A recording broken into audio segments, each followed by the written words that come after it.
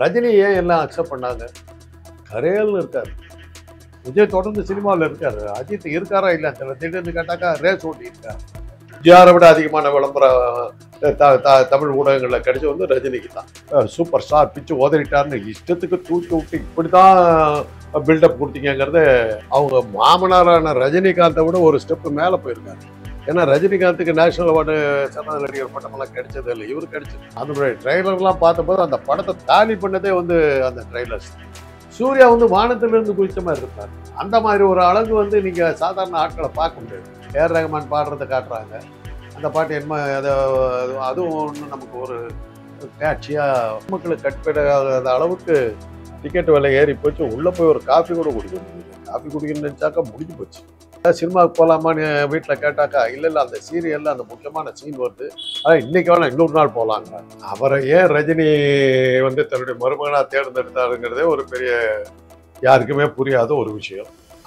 சுவிட்சர்லாந்துக்கு வந்து ஒரு லட்சக்கணக்கான பேர் ஒன்று பார்த்துட்டு எவ்வளோ பேர் பார்க்குறாங்கன்னு அந்த அம்மா அந்த இதில் எல்லாம் கீழே பார்த்தீங்கன்னா கமெண்ட் போகிற அந்த மாதிரி எகென்ஸ்டாக தான். நீங்கள் ஏதோ ஒரு படத்தை போட்டுட்டு 3 ஷோவில் 3000 கோடி வசூல் ஆச்சுன்னு விட்டு ஆட்டுறீங்க.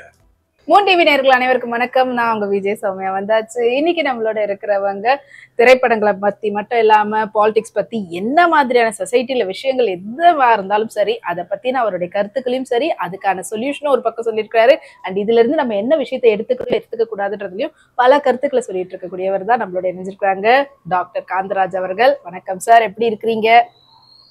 நல்லாவே. ஓகே, சோ ரொம்ப ரொம்ப அதிகமான கருத்துக்கள் யூடியூப்ல எப்பவுமே உங்களுதுதான் அப்படியே ஒரு சுழற்சி மாதிரி போயிட்டே இருக்கிறோம். அந்தந்த இன்னைக்கு ஒரு 2 நாளைக்கு ஒரு இருந்தா அடுத்த 2 நாளைக்கு உங்களுதே வேற ஒரு கண்டென்ட் போகும். ஸோ அப்படிதான் இருக்குது. ஸோ ரொம்ப பிஸியா இருக்கிறீங்க. இங்கிலீஷ்ல ஒன்று சொல்லுவாங்க, every dog has its own day அப்படின்னு. ஒவ்வொரு நாய்க்கும் அதுக்குன்னு ஒரு நாள் உண்டு. அது மாதிரி இப்போ எனக்கு ஒரு நாள் வந்து இப்போ இந்த சமீபமாக காலமாக எனக்கு ஒரு உங்கள் மூலமாக எனக்கு பெரிய விளம்பரம்லாம் கிடச்சிக்கிட்டு இருக்குது. அது எதனால தெரியல. அது என்றைக்கு நீங்கள் எல்லாரும் சேர்ந்து கை விட்டு கழுவி ஊற்றுருவீங்கன்னு தெரியாது. போய்கிட்டு இருக்கு, போகிறவர்களும் போகட்டும். அந்த காலத்தில் இது ஒரு விருத்தாப்பிய யோகன்னுவாங்க. விருத்தம்னாக்கா கிழவன் அர்த்தம். கட்டு வயசில் இப்படி ஒரு விளம்பரம் வருது, பார்ப்போம் எவ்வளோ நாளைக்கு போகுது. ஓகே, ஸோ இன்னைக்கு வந்து நம்ம சினிமா பற்றி பேசலான்ட்டு இருக்கிறேன் சார். ஸோ இப்போ ரீசெண்டாக ராயன் படத்தினுடைய ஆடியோ லான்ச் வந்து நடந்தது, தனுஷுடைய படம். அண்ட் அது வந்து அவருடைய 50வது திரைப்படம். அண்ட் கம்மிங் ஃப்ரைடே வந்து ரிலீஸ் ஆக போகுது. இந்த ஆடியோ லான்ச்ல அவர் வந்து பேசின விஷயம் நிறைய வந்து இப்போ பேசும் பொருளா மாதிரி இருக்குது. அதுல முக்கியமா வந்து பாத்தீங்கன்னா, ஏன் நான்லாம் வீடு வாங்கக்கூடாதா, நான் வந்து வீடு வாங்குறதுன்னு அவ்வளோ பெரிய ஒரு விஷயமா, அதை போய் எல்லாரும் ஏன் இப்படி பேசுறீங்க, என்னோட சின்ன வயசு கனவு, நான் வந்து கண்ணம்மாப்பேட்டையில இருந்து போயஸ் கார்டனுக்கு வந்து பார்த்த போது எனக்கு அந்த ஒரு ஆசை வந்துச்சு, அதை இப்ப நான் வாங்கியிருக்கிறேன் அப்படின்னு இருக்கிறாரு. இதை வந்து அவர் அந்த இடத்துல சொல்லணும்ன்ற அவசியம் என்ன? இது வந்து பல பேர் பேசிட்டு இருக்கிறதுல சோசியல் மீடியாவில் அவர் ஃபாலோ பண்ணதுனால பதில் அங்க சொல்லியிருக்கிறாரு. நம்ம இல்லை அதை ஏன் சொன்னார்னு எனக்கே தெரியல. எதனால அந்த வீடு வாங்குறது வந்து அவர் தான் பிரபல நடிகர், சூப்பர் ஹிட்டாக கொடுத்த ஆள், எவ்வளோ வெற்றி படங்களை கொடுத்துருக்கிறாரு. 50 படங்கள் வரணும் வந்திருக்கிறாரு. ஒரு நிரந்தர கதாநாயகனாக இருந்திருக்காரு. அவங்க மாமனாரான ரஜினிகாந்தை விட ஒரு ஸ்டெப்பு மேலே போயிருக்காரு. ஏன்னா ரஜினிகாந்துக்கு நேஷனல் அவார்டு சிறந்த நடிகர் பட்டமெல்லாம் கிடைச்சது இல்லை, இவரு கிடைச்சிருக்கு. நல்லாவே அவருடைய படங்கள் நிறைய படங்கள் வெற்றிகரமான படங்கள். அதுவும் சொல்ல போனீங்கன்னா ஆரம்பத்தில் அவரை பார்த்து நான் ரொம்ப பெருசாக வியந்தேன்.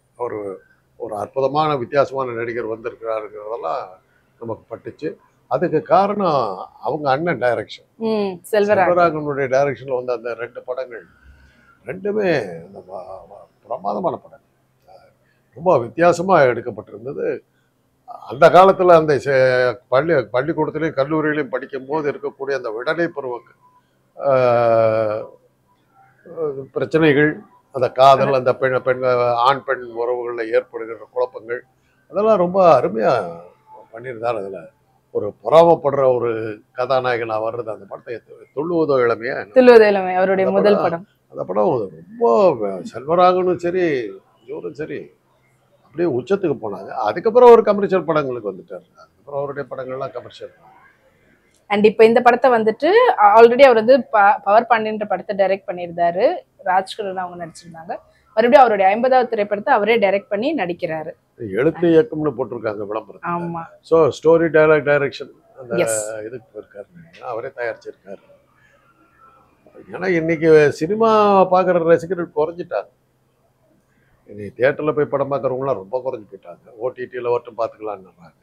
எப்படியும் ஒரு வாரம் கழிச்சு ஓடிடியில் வந்துடும். இல்லாட்டி நாளைக்கே நாளான்னைக்கோ கூட சார் படமே வெள்ளிக்கிழமை தான் சார். சொல்ல முடியாது. இன்னைக்கு வந்து மூணாவது ரீல் இன்ட்ரோல் ஓடுறதுக்கு முன்னாடியே படம் ஓடிடியில் வந்துருது. தியேட்டரில் இன்ட்ரோல் ஓடுறதுக்கு முன்னாடியே ஓடிடியில் படம் வந்துருது. அது மாதிரி நிலைமை வந்துருச்சு. யார் இன்னைக்கு தியேட்டரில் போய் பார்க்கறதுக்கு யாருமே இல்லைங்க. அது அந்த சினிமாக்கள் உழுந்து போச்சு. தியேட்டர்களே நான் பார்க்கறது இல்லை. மல்டிப்ளெக்ஸ் மாலில் இருக்கிற தியேட்டர்ஸை தான் கொஞ்சம் அப்படி போயிட்டு இருக்குது. கட்டுப்படி ஆகல. நடுத்தர மக்கள் தான் சினிமா பெருசாக பார்த்துக்கிட்டு இருக்காங்க. நடுத்தர மக்களுக்கு கட்டுப்படி ஆகாத அளவுக்கு டிக்கெட் விலை ஏறி போச்சு. உள்ளே போய் ஒரு காஃபி கூட குடிக்க முடியல. காஃபி குடிக்கணும்னு நினச்சாக்கா முடிஞ்சு போச்சு. அந்த மாதம் பூரா பட்டினி தான் கிடக்குது. தியேட்டர் போய் சினிமா பார்த்துட்டு காஃபி குடிச்சிட்டு வந்தோம்னா அந்த மாதம் பூரா குடும்பம் பட்டினியாக தான் இருக்கணும். அந்த அளவுக்கு செலவு. அதனால் இப்போ நடுத்தர மக்கள் தான் பெரிய ஆதரவு. அவங்க தான். அது அடித்தட்ட மக்கள் அவங்களும் இப்போ சினிமாவை விட்டுட்டாங்க. வேறு வகையான பொழுதுபோக்குகள் டிவியில் நிறைய பொழுதுபோக்குகள் வந்தது பிறகு யாரும் அதை விட்டு வெளியே போகலை. இன்றைக்கி சீரியல்கள் வந்தது பிறகு பெண்கள் தான் வந்து சினிமாவை ஆதரிச்சுக்கிட்டு இருந்து தமிழ்நாட்டை பொறுத்தவரை பெண்களுக்கு பிடிச்சமாக இருக்கிற படங்களை தான் எடுத்துக்கிட்டு இருந்தாங்க. அன்றைக்கி இருந்த கதாநாயகர்கள் பூரா தாய் குலத்தை நம்பி தான் படமே எடுத்தாங்க. அதை பூரா வந்து சீரியல் வந்து பிடிக்க போயிடுச்சு. சீரியல் வந்து அதை பிச்சுக்கிட்டு போனதுக்கு பிறகு நான் நிறையா தடவை சொல்லியிருந்தேன். உதாரணத்தை தான் சொல்லியிருந்தேன். ஏதாவது சினிமாவுக்கு போகலாமான்னு வீட்டில் கேட்டாக்கா இல்லை அந்த சீரியலில் அந்த முக்கியமான சீன் வருது, அதான் இன்றைக்கி வேணாம் இன்னொரு நாள் போகலாங்கிறாங்க. சீரியலுக்கு தான் ப்ரையாரிட்டி, அதுக்கப்புறம் தான் சினிமா. அதனால தான் அதனுடைய விளைவு தான் இன்றைக்கி வந்து நான் சினிமா நினச்சது. நமக்கு சினிமாவை பற்றி மறுபடியும் அதே உதாரணம் தான். சினிமா ஒன்று ரிலீஸ் ஆகிறது நீங்கள் எப்படி தெரியுதுன்னா வார பத்திரிகைகளில் வந்து இது விமர்சனத்தை வச்சு தான் இந்த படம் ஒன்று ரிலீஸ் ஆகிடுது போட்டிருக்குன்னு எனக்கு தெரியும். அது ஒரு அந்த விமர்சனம் கூட கால் பக்கத்தில் முடிச்சிடுறாங்க. ஸோ சினிமா இது ஒரு பக்கம் விழுந்துருச்சு அப்படின்னாலுமே வந்து பார்த்தீங்கன்னா இன்னமும் வார வாரம் பல படங்கள் வந்துட்டு தான் இருக்குது. முக்கியமாக அதில் வந்து பெரிய நடிகர்கள் படம் வந்து அஃப்கோர்ஸ் அவங்களுக்கு இருக்கக்கூடிய ரசிகர் பட்டாளன்றது வேற படம் ஹிட் ஆயிடுது. இப்போ தனுஷ் அவர்கள் வந்து எடுத்துக்கணும்னா அவர் ஒரு ரீச்டான ஒரு ஆர்டிஸ்ட், ஒரு ஹீரோ அப்படின்ட்டு இருந்தாலும் படத்துக்கு படம் அவருக்கு வந்து மாறுதுன்னு கூட சொல்லலாம். ஒரு படம் வந்து நல்ல பாக்ஸ் ஆஃபீஸ் கலெக்ஷன் வாங்குது, ஒன்று ஆவரேஜா ஓடுதுன்னு சொல்லலாம். இப்படி இருக்கிற சமயத்துல அவருக்கான அடையாளமா பல பேர் வந்து சொல்லிட்டு இருந்தது வந்து கஸ்தூரி ராஜாவின் பையன் அப்படின்ற சொல்றதை விட ரஜினியின் மருமகன் அப்படின்னு தான் சொல்லுவாங்க. ஆனா இப்ப அவர் வந்து பாத்தீங்கன்னா ரஜினியின் மருமகனா இல்லாம கஸ்தூரி ராஜாவின் மகனா இப்ப மாறி அவர் பேசக்கூடிய விஷயங்கள் அப்படிதான் தருது. ஏன்னா ஆடியோ லான்ச்ல வந்துட்டு ரஜினின்ற ஒரு வார்த்தையே அவர் சொல்லவே இல்லை. அஃப்கோர்ஸ் எஸ், எனக்கு பிடிச்சவங்க யாருன்னு தெரியும்ல, அவரை பார்க்கறதுக்கு தான் போயஸ் கார்டன் போனேன், அதனாலதான் நான் போயஸ் கார்டன்ல வீடு வாங்கணும் ஆசைப்பட்டேன். அப்பதான் வந்து பார்த்துட்டு வரும்போது அம்மா அவங்க வீட்டுக்கிட்டயும் நிறைய பேர் இருந்தாங்க, அப்பதான் தெரிஞ்சது இந்த இடத்துல நம்மளும் வாங்கணும் அப்படி சொன்னாரு. ஒரு மாதிரி மறைமுகமா அப்படிதான் சொன்னாரு. அவர் இப்படி பேசுறதுக்கான காரணம் என்ன?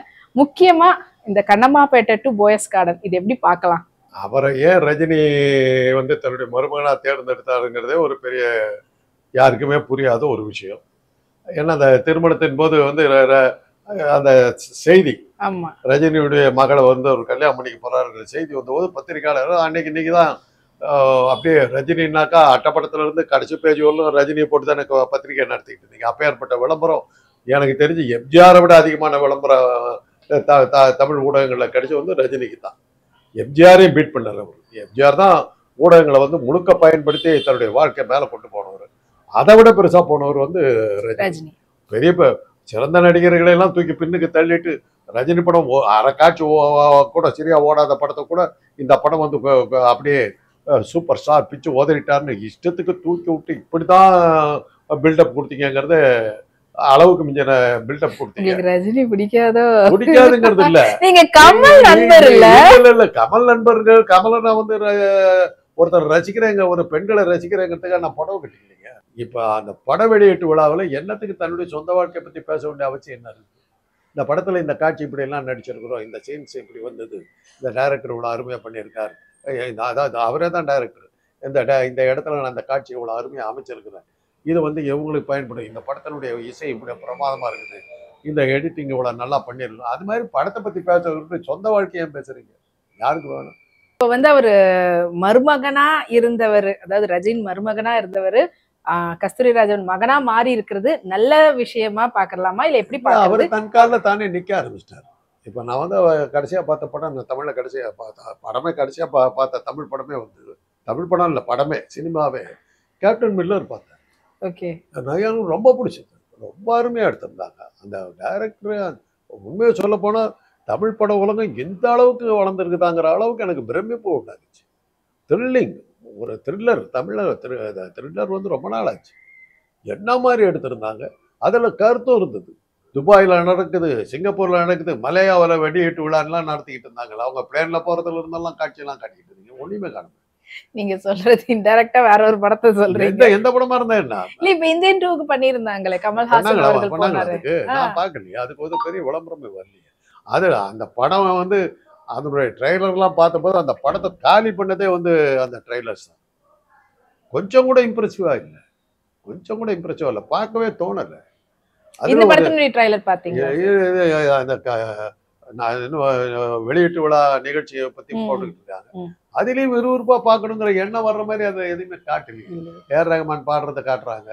அந்த பாட்டு என்ன அதுவும் ஒன்று நமக்கு ஒரு காட்சியா ஒரு என்ன விளையாடி என்ன விளை அப்படிங்கிற மாதிரியோ, நேற்று இல்லாத மாற்றம் என்னது அந்த பாட்டு மாதிரியோ நமக்கு தோணலையே. மணிரத்னம் படம் ஆயுத எழுத்து வந்தது. அதுல ஏஆர் ரஹ்மானுடைய மியூசிக் பெரிய ஃபிளாப், மிகப்பெரிய ஃபிளாப்.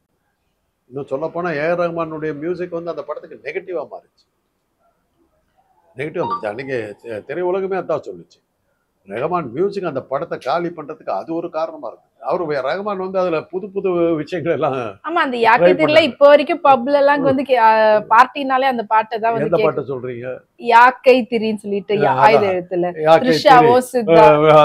மூக்கை திரி அப்படி ஆச்சு ஆச்சு புச்சு அந்த பாட்டெல்லாம் தான் நெகட்டிவா போச்சு, அந்த பாட்டெல்லாம் தான் நெகட்டிவா போச்சு. இப்போ தனுஷ் அவர்களுடைய இந்த பேச்சு, முக்கியமா இந்த ஆடியோ லான்ச்ல பேசி இருக்கக்கூடிய பேச்சு, அவருடைய ரிலீஸ் ஆகக்கூடிய படம் ராயனுக்கே ஏதாவது ஆபத்தாகிறதுக்கான வாய்ப்புகள் இருக்குதா?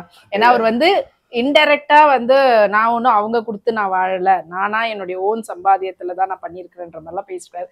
சோ ரஜினி ஃபேன்ஸ் எல்லாம் இது எப்படி பாப்பாங்க? தண்ணியில விளக்கம் கொடுத்துக்கிட்டு இருக்காரு, அது படத்துக்கு ப்ரமோஷனா இருக்குமா? அது நான் தான் சொல்றேன், நம்ம ஏற்கனவே சொன்னேன், படத்தை பத்தி அவர் எதுவுமே பேசல.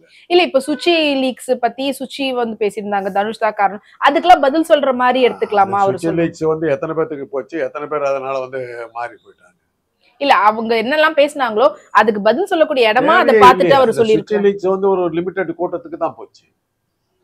அவங்க சுச்சி லீக்ஸுக்கு வந்து ஒரு லட்சக்கணக்கான பேர் ஒன்று பார்த்துட்டு இது பண்ணிட்டேன், எவ்வளவு பேர் பாக்குறாங்கன்னு பார்த்தேன். அந்த அம்மா அந்த இதுல எல்லாம் கீழே பார்த்தீங்கன்னா கமெண்ட் போகிற அந்த மாளுக்கு எகென்ஸ்டா தான் வந்தது. யாரும் அந்த மாலை இப்படிலாம் சொல்லிட்டாங்கன்னு யாரும் சொல்லலை. அதெல்லாம் வந்து அந்த சுவிட்சு அதனால தான் இன்றைக்கி அவங்க காணாம போயிட்டாங்க. இன்றைக்கி அவங்கள காணாம இப்போ இல்லையே. அவங்க அது என்னென்னமோ கதையெல்லாம் விட்டாங்க. அப்புறம் அவங்கள பற்றி நிறைய நெகட்டிவாக வர ஆரம்பிச்சு சைலண்ட்டாக கழட்டிக்கிட்டு ஓடிட்டுச்சு, அவ்வளோதான். அது இல்லை இப்போ ஒரு பக்கம் வந்து பார்த்தீங்கன்னா தனுஷ் அவர்களை வந்து போயஸ் கார்டனில் கட்டக்கூடிய வீடாக இருக்கட்டும் எல்லாமே வந்து சுற்றி இருக்கக்கூடிய எல்லாரையும் வந்துட்டு கொஞ்சம் மிரட்டுறாரு அப்படின்ற மாதிரியான ஒரு பேச்சும் சோஷியல் மீடியாவில் போயிட்டு இருந்தது. இதெல்லாம் கூட அதுக்கான பதிலாக அவர் வந்து சொல்லியிருக்காரோ, 150 கோடியில வீடு அப்படின்றது ஏன் நாளா வீடு கட்டக்கூடாதா, நாளா இருக்கக்கூடாதா அப்படின்னு சொல்ற தோரணையே அப்படியா? அவருடைய படங்கள் பிரமாதமா ஓடிச்சுமா. நீங்க ஒரு ஏதோ ஒரு படத்தை போட்டுட்டு 3 ஷோல 3000 கோடி வசூல் ஆச்சுன்னு விட்டு ஆட்டுறீங்க, நாங்களும் நம்பிட்டு தான் அர்த்தம். அப்படிப்பட்ட ஒரு வசூல் தமிழ் படத்துக்கு கிடைக்குதுன்னா உலகமே ஹாலிவுட்டே வந்து தமிழ் படம் எடுக்க ஆரம்பிச்சிருக்குமா? ஏன் எடுக்கல? சிவகார்த்திகேயன் எல்லாம் என்ன ஆனாங்க? ஒரு சீசன்ல என்னமா போட்டுக்கிட்டு இருந்தீங்க? இன்னைக்கு அவரை பத்தி ஏதாவது செய்தி இருந்தா? கடைசியில் பார்த்தாக்கா அவர் அடுத்த குழந்தை ஒன்று பிறந்துருக்கு போட்டுக்கிட்டு இருக்கீங்க, அடுத்த படம் வருதுன்னு போடல, அடுத்த குழந்தை பிறந்துட்டு போட்டுருக்கீங்க. அது அவ்வளோதான், அவருடைய சினிமா முடிஞ்சு போச்சு, சினிமா இஸ் கான். இன்னைக்கு அந்த கான்செப்ட் எல்லாம் வேற பக்கம் போயிடுச்சு. அமெரிக்காவில் வந்து டிவியினுடைய ஆதிக்கம் வந்த போதே சினிமா உருவ ஆரம்பிச்சிருச்சு. அதனால தான் அவங்க 3D எடுக்க ஆரம்பிச்சாங்க, சினிமா ஸ்கோப் படம் எடுக்க ஆரம்பிச்சாங்க, 70mm கொண்டு வந்தாங்க, சினிரமா கொண்டு வந்தாங்க, சர்க்காரமா கொண்டு வந்தாங்க. இவ்வளவும் கொண்டு வந்து அந்த படங்கள் நிற்கல, எல்லாமே டிவிக்குள்ளார போயிட்டதுனால இன்னைக்கு வந்து ஹாலிவுட்ல இருக்கிற ஸ்டுடியோக்கள் அத்தனையும் மூடப்பட்டதுன்னா இன்னைக்கு ஹாலிவுட்டுங்கிற ஒரு சினிமா ஒன்று இருந்ததுங்கிறது யாருக்கு தெரியாத அளவுக்கு போயிடுச்சு. ஆக்சுவலி தனுஷ் அவர்கள் இன் ஜென்ரலே வந்து பாத்தீங்கன்னா நல்லா நடிக்கக்கூடியவர் தான். அவருக்கு எந்த மாதிரியான கதாபாத்திரம் கொடுத்தாலும் அதை வந்து ரொம்ப அழகா அவர் பண்ணக்கூடியவர். ஆனா அவருக்கான திறமையை தாண்டி அவர் வந்து தமிழை தாண்டி இப்ப மற்ற மொழிகள்ல ஹிந்தியில ஹாலிவுட் வரைக்கும் நடிச்சுட்டு வந்தாரு. அதுக்கு காரணம் வந்து அவர் ரஜினி மருமகனா இருக்கிறது தான் காரணம் அப்படிலாம் சொல்லிட்டு இருந்தாங்க. ஸோ இப்போ அது வந்து அவருக்கு இல்லாம பண்ணக்கூடிய செயல்கள் வந்து அவங்க ஏதாவது அடக்கணும்னு நினைக்கிறாங்களோ ரஜினி ஃபேமிலியில இருந்து? அது என்னாலதான் நீ வந்தேன்னு சொல்றதை நான் ஏத்துக்கவே முடியாது. தனுஷனுடைய சொந்த முயற்சியில தான் அவர் வந்தார். அஃப்கோர்ஸ் அவங்க அண்ணன் செல்வராகவனுடைய டைரக்ஷன் அவர் வந்து பெருசாக கொண்டு போச்சு. துள்ளுவதோ இளமை படமெல்லாம் ரொம்ப வித்தியாசமான படம். அதில் அவர் நடித்த நடிப்பு அவ்வளோ புறமாக இருக்கு. அதுக்கப்புறம் போடா பொடி இது திருடா திருடி, அதெல்லாம் என்ன மாதிரி படங்கள், என்ன மாதிரி ஆக்ட் பண்ணார். இப்போ கடைசியாக நான் பார்த்த கேப்டன் மில்லர் அற்புதமான நடிப்பு கொடுத்துருந்தார். ஒரு அதாவது அடக்கி வாசிக்கிறது, அண்டர் பிளே பண்றது வந்து கமலையே தூக்கி அடிக்கிற அளவுக்கு அவர் நடிச்சார். அதனால திறமைசாலி. அவர்கிட்ட திறமை இருந்து இல்லாட்டி வர முடியாதுமா. அவர் ஆரம்ப கால பேட்டியில் சொன்னாங்க, நீங்க என்ன பெருசா போயிடுவீங்க, அதான் ரஜினி மருமகன் ஆகிறதுக்கு முன்னாடி கேட்டபோது அவர் என்ன சொன்னார்னா, இப்படியெல்லாம் என்ன புகழ்றதுனால நான் மயங்கிட மாட்டேன், என் உயரம் எனக்கு தெரியும். அத்துணுண்டு பையனா இருக்கும், பள்ளிக்கூடத்தில் படிக்கும்போது அவர் சொன்னார், என் உயரம் எனக்கு தெரியும், எந்த அளவுக்கு என்னால் போக முடியுது, நான் ஒன்றும் அழகா இல்லைன்னு ஓப்பனாக சொன்னேன், நான் ஒன்றும் அழகா இல்லை, கவர்ச்சி நாயகன் கிடையாது அப்படின்னாரு. மக்கள் ஏற்றுக்கிட்டாங்க. அது என்ன காரணம்னா, ரஜினிக்கு இருந்த அதே பாசிட்டிவ் பாயிண்ட் தான் இவருக்கும். ரஜினி ஏன் எல்லாம் அக்செப்ட் பண்ணாங்க? கரையல்னு இருக்கார், ஒரு லாரி டிரைவர் மாதிரி இருக்கார், ஒரு ஆட்டோ டிரைவர் மாதிரி இருக்கார், நம்மளாட்டம் இருக்கார், நம்மள ஒருத்தர். அவருக்கு வந்து மீனா போன்ற கட்டளைகள், கௌதமி போன்ற அழகிகள் அவங்க வந்து லவ் பண்றாங்கன்னா நமக்கு அது கிடைக்குங்கிறது தான் ரஜினிக்கு கிடைச்ச வரவேற்புக்கு மிக முக்கிய காரணம். பரட்ட தலையை போட்டுக்கிட்டு பயங்கரமா வர்றார், கரையல்னு வர்றார். அவரை வந்து மிக அற்புதமான த்ரிஷாவெல்லாம் லவ் பண்றாங்க அப்படின்னும் போது, நயன்தாராவெல்லாம் லவ் பண்றாங்கன்னும் போது எல்லாத்துக்கும் எனக்கும் கிடைக்கும், எனக்கும் நயன்தாரா வந்து லவ் பண்றதுக்கு சான்ஸ் இருக்கு. அந்த ஐடென்டிஃபிகேஷன், என்னை போல அவர் இருக்கிறாருங்கிற ஐடென்டிஃபிகேஷன் அவங்களுக்கு கிடைச்சிது. அதுக்கு அடுத்து அப்படி அதே இதுல வந்தது வந்து தனுஷ். இவ்வளோ சாதாரணமா சர்வசாதாரணமா அன்றாடம் பார்க்குற ஒரு சின்ன பையனாட்டம் சுத்திக்கிட்டு இருக்கிறவருக்கு வந்து ஒரு பெரிய பெரிய கதாநாயகர்லாம் வந்து முத்தக்காட்சியெல்லாம் நடிக்கிறாங்கன்னா நமக்கு ஏன் கிடைக்காது? அதுதான் தனுஷுடைய வெற்றிக்கு காரணம். அதே இது பாயிண்ட் நீங்க பாத்தீங்கன்னாக்க, சூர்யாவெல்லாம் அவ்வளோ பெருசா எடுபடாமல் போனதுக்கு காரணம், சூர்யா வந்து வானத்திலிருந்து குதிச்ச மாதிரி இருப்பார். அந்த மாதிரி ஒரு அழகு வந்து நீங்க சாதாரண ஆட்களை பார்க்க முடியாது. கமலுக்கு அதே நெகட்டிவ் பாயிண்ட் தான். அந்த ஒரு சிவப்பும் அந்த ஒரு அழகும், கமல் மாதிரி கமல் தான் இருக்க முடியும், அவர் மாதிரி வேற யாரும் இருக்க முடியாது. சூர்யா மாதிரி சூர்யா தான் இருக்க முடியும். அந்த அழகு யாருக்கும் வராது. அவரை பார்த்து லவ், ஆமாப்பா அவர் அழகா இருக்காரு, லவ் பண்ணுவாங்க, நம்ம என்னப்பா பண்றது, நம்ம நினைச்சோம் அப்படிதான் ரசிகர்கள். அது மாதிரி ஸோ ஐடென்டிஃபிகேஷன், என்னை போல அவர் இருக்கிறார், அதனால அவருக்கு அந்த கதாநாயகி காதலிக்கிறாருன்னா என்னையும் காதலிப்பாங்கிற ஒரு ஐடென்டிஃபிகேஷன் ரசிகன் வந்து தன்னோட ஐக்கியப்படுத்திக்கிறான் அவரை. அதுதான் அவங்களுடைய வெற்றிக்கு காரணம். அதுதான் தனுஷுடைய வெற்றிக்கு காரணம். அவரே மேல வந்தார். அவர் ரஜினியுடைய மருமகனா வரும்போது ஓரளவுக்கு சினிமாவில் பேரை வாங்கிட்டார். பொதுவாகவே இப்போ சினிமால நடக்கிற நிறைய டிவோர்ஸ் நடக்குது. அண்ட் அதுக்கு எங்க சுத்தினாலுமே வந்து இவர் தான் காரணம் அப்படின்றாங்க தனுஷ். இது எப்படி எடுத்துக்கிற செல்வாக்க நான் அது காட்டு. எப்படி சசிகலா வந்து கவர்னரே உள்ள விடாம தடுத்தாங்கன்னு கிளப்பி விட்டாங்களா, கவர்னரை மிரட்டுற அளவுக்கு சசிகலாவுக்கு ஒரு நெகட்டிவ் பாயிண்ட் கிரியேட் பண்ணாங்க. அது மாதிரி தான் இப்போ தனுஷனுடைய புகழுக்கு பெரிய புகழை வாங்கிட்டாருங்கிறதுக்காக ஒரு நெகட்டிவா கிரியேட். ஆனா இப்ப அவரே வந்து பாத்தீங்கன்னா அவங்களும் அவங்க ஒய்ஃபும் பிரிஞ்சுதான் இருக்காங்க. இப்ப அவங்களுடைய பசங்க இவருடைய ஈவெண்ட்னாலும், இவருக்கு இந்த மாதிரி படனுடைய ப்ரொமோஷன் படத்துக்கு போகும்போதும் பசங்க வர்றாங்க. அவங்க சைட்ல ஏதாவது பூஜை அது மாதிரி பண்ணும்போது பார்த்தாலும் இருக்காங்க. இப்ப யாருடைய பராமரிப்புல பசங்க இருக்கிறாங்க? 2 பேரும் ஒன்னாதான் இருக்காங்க. நாம தான் அவங்க பிரிஞ்சு இருக்கிறதா. அப்படியா? அப்படிதான் நான் நினைக்கிறேன். என் மனசுல அப்படித்தான் போடுது. அவங்க ஒண்ணு பிரிஞ்ச மாதிரி எனக்கு தெரியல. அப்படிதான் நான். சரி, இப்படி சொல்றீங்க. அப்படிதான் என் மனசுல போடுது. அப்படின்னா பிரிய முடியாது. அப்படின்னா பிரிய முடியாது. ஓகே. இப்போ அதே போல வந்து பாத்தீங்கன்னா அடுத்த கட்டமா இப்ப ஜெயம் ரவியும் அவங்களுடைய ஒய்ஃபும் டிவோர்ஸ்க்கு அப்ளை பண்ணிருக்காங்க. டிவோர்ஸ் வாங்க போறோம் அப்படிலாம் சொல்லிட்டு இருக்காங்க. அதனாலேயே வந்து அவங்க என்னெல்லாம் யாரெல்லாம் அப்பாயின்மெண்ட் பண்ணாங்களோ அதெல்லாம் வந்து இவர் மாத்திக்கிட்டு இருக்கிறாருன்னு சொல்றாங்க. அப்படிதான் ஜெயம் ரவியோடைய மேனேஜர் வந்து ஜாக் அவங்கள தான் வந்து அவங்களுடைய ஒய்ஃப் தான் சேர்த்து விட்டு இருந்தாங்க. அவங்களுக்கு ரொம்ப பரிச்சயமானவங்க. ஆனா இப்போ அவங்கள மாத்திட்டு ஜெகதீஷ் பழனிசாமியை வந்து மாத்தி இருக்கிறாங்க. சோ இது வந்து எதுக்கு அவங்க கிட்ட இருந்து முழுமையா பிரியணும் அப்படின்றதுக்காக அவர் அப்படி பண்றாரா? அதெல்லாம் பண்ணாம இருந்தாக்க செய்தி வந்திருக்கும் அவங்கள பத்தி.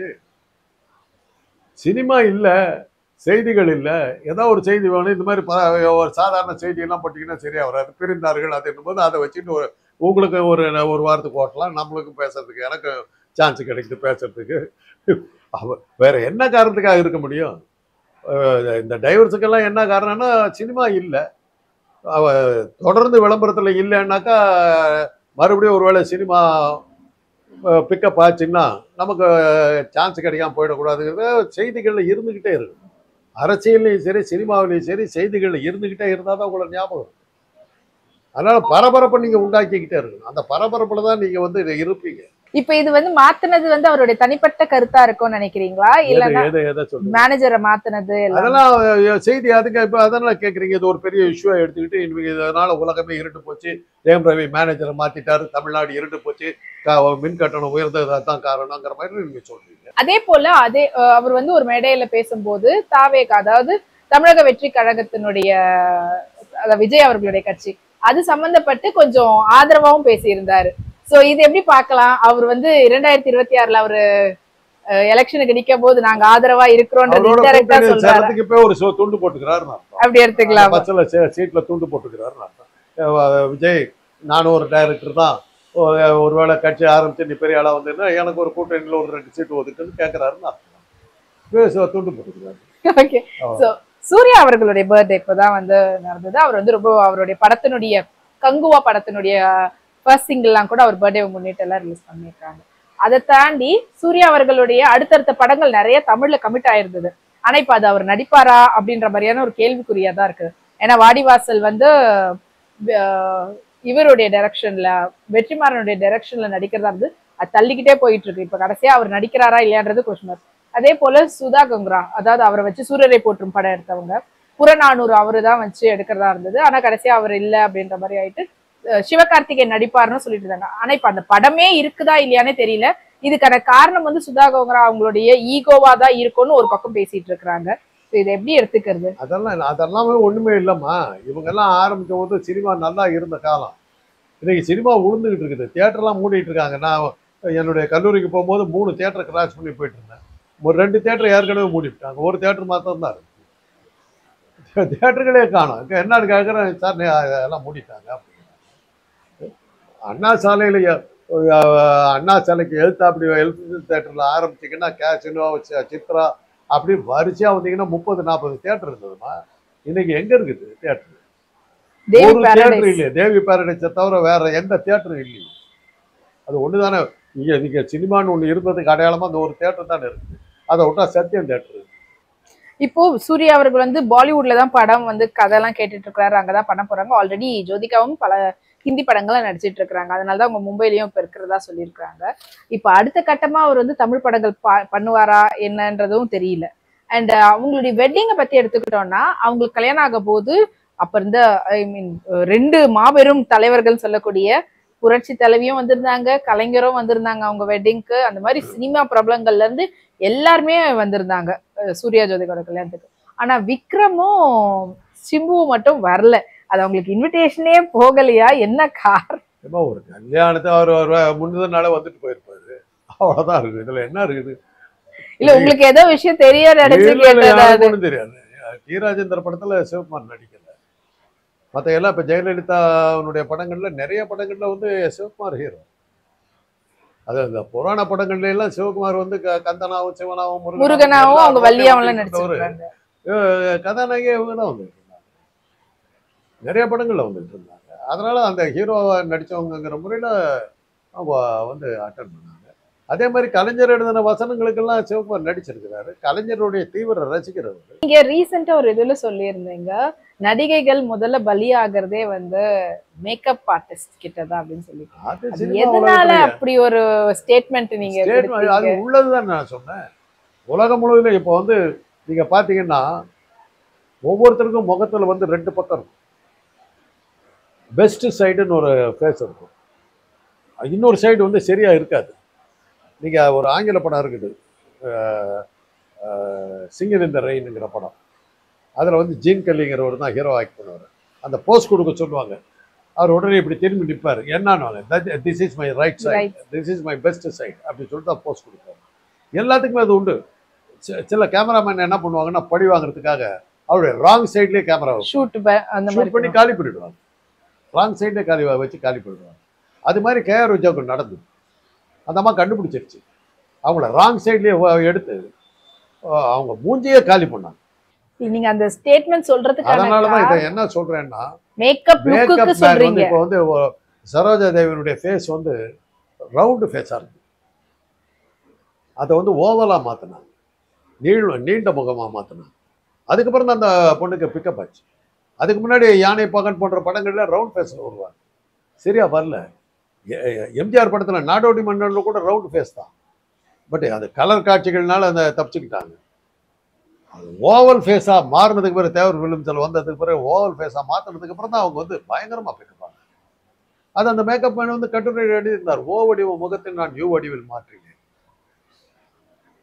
அதுதான் அவங்களுடைய இதுக்கு வளர்ச்சிக்கு காரணம். இதெல்லாம் மேக்கப் மேன் பார்த்து தான் இது பண்ண. அம்மா உனக்கு மூக்கு சரியாயில்லை. சாரதான் ஒரு நடிகை ஊர்வசி பரிசெல்லாம் அவங்க வந்து முதல் படம் குங்குமத்தில் நடிக்கும்போது சிவாஜி அவர்கிட்ட வந்து அந்த படத்தை காட்டுறாங்க. அவர் வந்து மேக்கப்புக்கெல்லாம் இது சொல்றாரு, மூக்கு கவனிக்கப்பட வேண்டும், கண் பக்கத்தில் இதை கவனிக்கப்பட வேண்டும் அப்படின்னு பூரா குறிப்பு எழுதி கொடுத்துருந்தாரு. அது அப்படியே பத்திரிகைகள் வந்து இதெல்லாம் பண்ணி தான் வர முடியும்.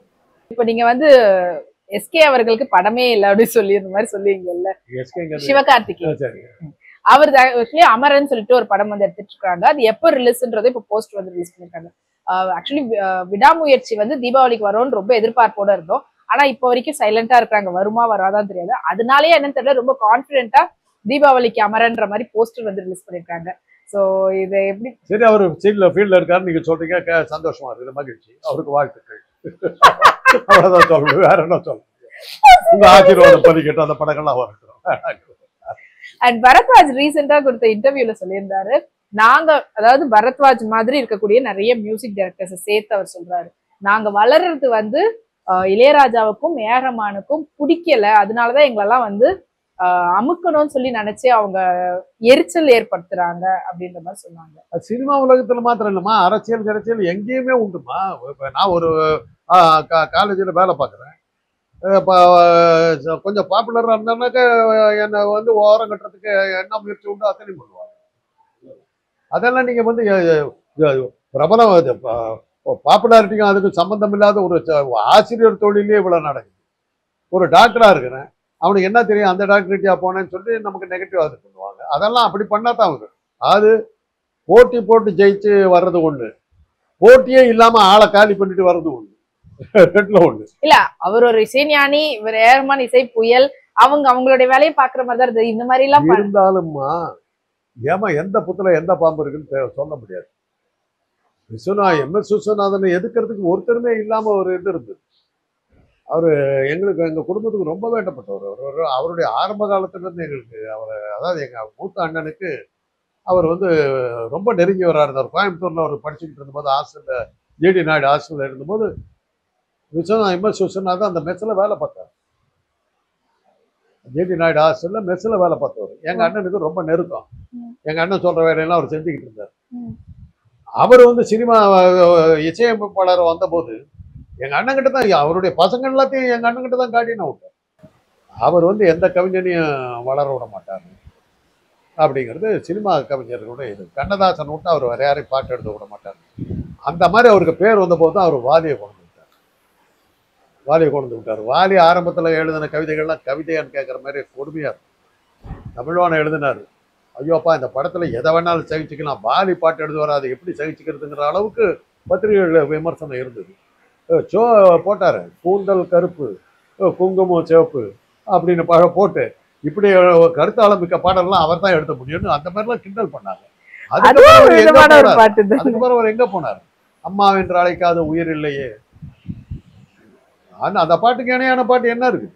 விஜய் அவர்களையும் வந்து இப்ப பல பேர் வந்து வாழ்த்துக்கள்லாம் தெரிவிக்கிறாங்க, அரசியல்வாதிகள் எல்லாம், நீங்க அரசியலுக்கு வந்தது ரொம்ப நல்ல விஷயம் அப்படின்லாம் சொல்லிட்டு. ஆனா இப்ப அது எலெக்ஷனுக்குன்னு சொல்லிட்டு அவர் 2026 நிக்கும் போது யார் யாரெல்லாம் வந்து வாழ்த்துக்கள் சொன்னாங்களோ அந்த அரசியல்வாதிகளா வந்துட்டு இவரை வந்து சப்போர்ட் பண்ணி பண்ணுவாங்கன்னு நினைக்கிறீங்களா, இல்லன்னா அவருக்கு என்ன குழி தோண்டலாம் அப்படின்னு யாரெல்லாம் பாராட்டினாங்களோ அவங்களே ஆளாளுக்கு ஒரு கட்சி ஆரம்பிச்சுட்டு வந்து நின்னாங்கன்னா நான் ஆச்சரியப்பட மாட்டேன். உன்னை காப்பாத்தி நான் ஏன் பண்ண போறேன், நானே தலைவன் ஆக்கிறேன் தான் எல்லாரும் நினைப்பாங்க. அவ்வளவுதான். 26ஆம் வருஷத்துல இவர் அரசியல் நடத்துறாரான்னு பார்ப்போம், அதுக்கப்புறம் பேசுவோம்.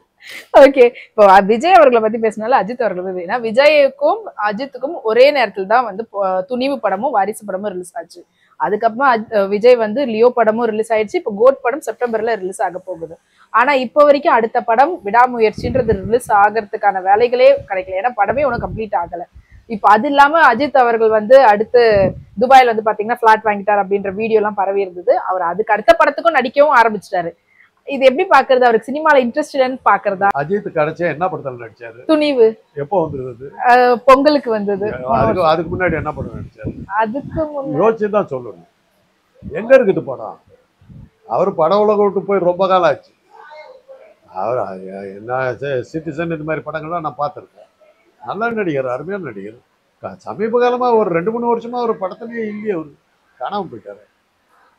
சும்மா இன்னும் திருப்பி போட்டுக்கிட்டு விஜயோட படங்கள் நேற்று ஒரு படம் வந்து விஜய் தொடர்ந்து சினிமாவில் இருக்காரு. அஜித் இருக்காரா இல்ல திடீர்னு கேட்டாக்கா ரேஸ் ஓட்டிட்டு இருக்காரு. பைக் ரேஸ் ஓட்டுறாரு, அவரை கார் ரேஸ். அது எப்படி பாக்குறது? அவருக்கு சினிமா இன்ட்ரெஸ்ட் போயிடுச்சுன்னு பாக்குறதா இல்லன்னா வந்து பொறுமையா பண்ணுவோன்ற மாதிரி எடுத்துக்கிறாரு? பொறுமையா பண்றதுக்கு வந்து சினிமா உலகம் அந்த மாதிரி உலகம் இல்லம்மா. அங்க வந்து அவசரமா நீங்க முடிக்கணும். ஒரு காலகட்டத்துக்கு பிறகு நீங்கள் தேவைப்படாம போகலாம். எனக்கு அதுதான் இன்னைக்கு வந்து யூடியூப்ல கண்ணா பின்னான்னு வந்துகிட்டு இருக்கிறேன். ஒரு காலகட்டத்துக்கு பிறகு இந்த கடவுள்கிட்ட போய் என்னத்துக்கு பேசுறேன்னு சொல்லி எல்லாமே காலவரி விடுறதில்ல. என்னுடைய இதுக்கு போயிடும். அந்த ஆள் அதை தாண்டா பேசுவோம். தொடர்ந்து பார்த்துக்கிட்டு இருக்கவங்களுக்கு தெரிஞ்சு போயிடும். 10வது நிமிஷம் இந்த ஆள் இதை தான் பேசுவான் அப்படிங்கிறது அந்த அளவுக்கு நான் புளிச்சு போயிடுவேன். புளிச்சு போனதுக்கப்புறம் நிச்சயமா என்னுடைய மார்க்கெட் போயிடும். இதெல்லாம் ஒரு கம்பி மத்தாப்பு தான். அந்த நேரத்தில் ஜொலிச்சுட்டு அப்படியே மிதானு அந்த கம்பி தூக்கி போடுறோம். அப்படித்தான் சினிமா, அரசியல் எல்லாமே அந்த டைம், அந்த பிரபலங்கள் பூராமே அப்படித்தான் போகும். ஃபைனலி நீங்க ராயன் படம் பாப்பீங்களா? வெள்ளிக்கிழமை பசங்க என்ன கூட்டு போனாங்கன்னா பார்ப்போம். அப்ப கூட்டிட்டு போனா பாப்பீங்க? நிச்சயமா பார்ப்போம். பார்த்ததுக்கு அப்புறம் உங்ககிட்ட ரிவ்யூ வந்து கேக்குறேன். அது பசங்க வந்து என்ன இழுத்துட்டு போனாங்கன்னா நிச்சயமா பார்ப்போம். ஓகே, ஸ்டூடண்ட்ஸ் வந்து என்கிட்ட அடிக்கடி சொல்லிட்டு இருக்கிற படம் வந்து கல்கி பார்க்கலாம். கல்கி, ஓகே, அதான் சொல்லிட்டு இருக்கிறார். மற்ற இந்தியன் படத்தை பத்தி யாரும் பேசவே இல்லை. இப்ப ராயனை பத்தி ஏதாவது பேசி ஏன்னா என்ன ஃபோர்ஸ் பண்ணி கூட்டு போயிடுவாங்க. ஏன்னா கடைசியா உங்களை வந்து கூட்டிட்டு போனது தனுஷ் படம், அதனால கேட்டேன். அது அப்படி ஒரு படம் வந்து தனுஷ் யார் நடிக்கிறாங்கன்னு கூட தெரியாது. அம்மா ஆவடியில தான் பார்த்தேன், ராக்கி தேட்டர்ல தான் பார்த்தேன். ஆனா நான் எதிர்பார்க்காம அந்த படம் என்ன தூக்கிவா இருக்கும். அது மாதிரி இருந்ததுன்னா இப்ப ராயன் படம்லாம் பாக்குறதுக்கு தோணலை. கூட்டிட்டு போனாங்கன்னா பசங்க கூட்டு போனாங்கன்னா அவரோட கம்பெனி கொடுத்துட்டு போகுது. Okay sir, super. உங்களை வந்து அந்த படத்தை பார்க்க வச்சு உங்க ஸ்டூடெண்ட்ஸ் அதை பத்தி நீங்க பேசணும்னு சொல்லி நான் ஆசைப்படுறேன். எனவே ரொம்ப அழகா கேட்ட எல்லா கருத்துக்களையும் வந்து பகிர்ந்துக்கிட்டீங்க. நன்றி.